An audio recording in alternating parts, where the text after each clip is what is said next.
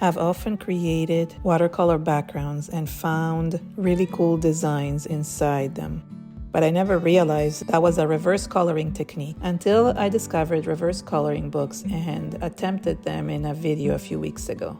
I love drawing the lines around the images and creating my own designs.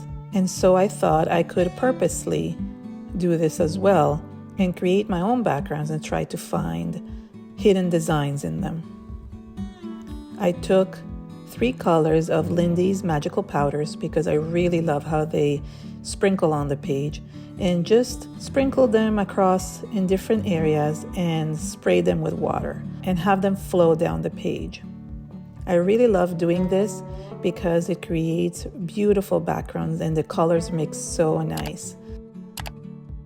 The magicals are very shimmery and they look so gorgeous when they dry. Then I sprinkled a little bit of blue with my magical shakers, and because I sprinkled too much, I ended up adding more water to just let it mix. I decided to add a little bit of blue because everything was too greenish. So I just sprinkled a little bit of blue and then sprayed it with water so it could mix with the other colors. And then I also added more of the gold.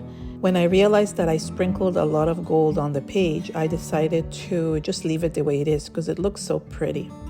As I was sitting there and starting to let it dry, I started seeing these really cool whimsical flowers on the page. And instead of letting it fully dry, I decided to do one of my favorite techniques, which is to grab a black Stabilo all pencil and draw around the shapes of the colors. And this created these really cool flowers.